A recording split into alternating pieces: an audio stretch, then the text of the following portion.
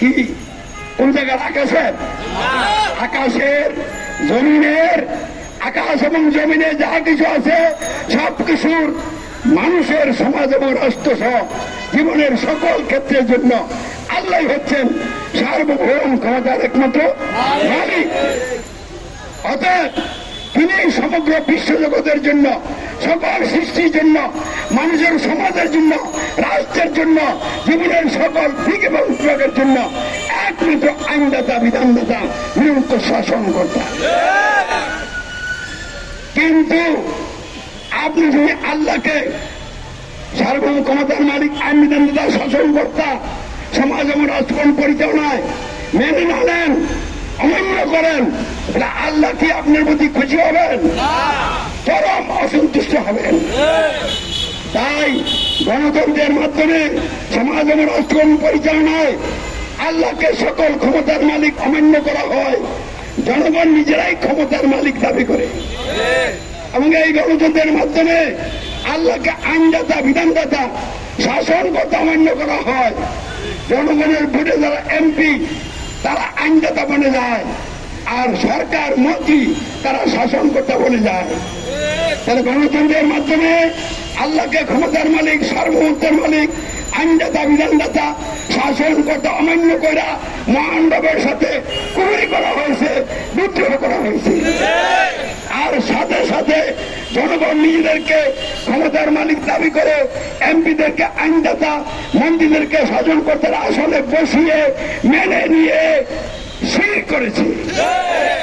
এই কুফর এবং শিরক হচ্ছে চরম জুলুম, চরম অপরাধ। তাহলে চরম অপরাধ যেহেতু চরম দুর্নীতি, সকল অপরাধকে এক কথা দুর্নীতি বলা হয়। আপনি যদি অন্যের অধিকার নষ্ট করেন, দুর্নীতি করলেন। বর্তমান পৃথিবীতে আইনের নামে যা কিছু চালু আছে এগুলি দুর্নীতি ছাড়া আর কিছু নয়, আইন নয়। আমি একটা উদাহরণ দিচ্ছি। মানুষের অন্ন, বস্ত্র, বাসস্থান, শিক্ষা, চিকিৎসা, জানের নিরাপত্তা, মালের নিরাপত্তা, ইজ্জতের নিরাপত্তা, মানবিক মর্যাদাবোধ, এগুলি কি মানুষের জন্য অধিকার নয়? কিন্তু যেই দেশে যারা হত্যাকর্তা, যারা অফিসার র্যাঙ্কের লোক, কর্মকর্তা, তাদের যদি বেতন ভাতা বেশি হয়, আর তৃতীয় চতুর্থ কর্মচারীদের বেতন ভাতা যদি কম হয়,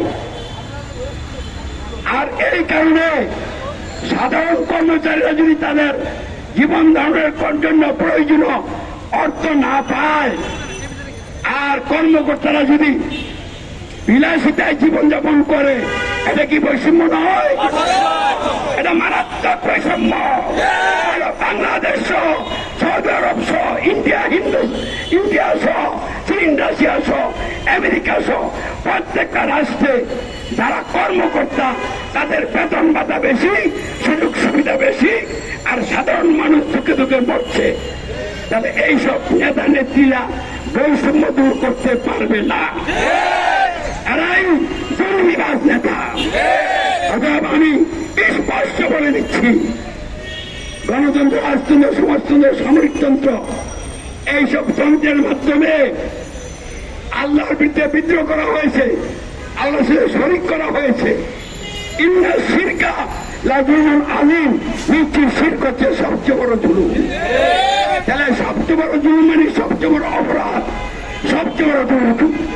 তাহলে গণতন্ত্র যে চরম দুর্নীতিটা বুঝতে হবে না। তাহলে গণতন্ত্র যারা নেতা হয়, দল গঠন করে, তারা সকলে দুর্নীতিবাদ।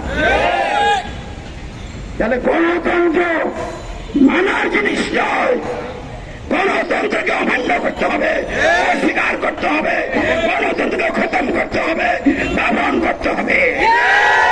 কারণ দুর্নীতি, এই দুর্নীতি দিয়ে রাষ্ট্র চলতে পারে না।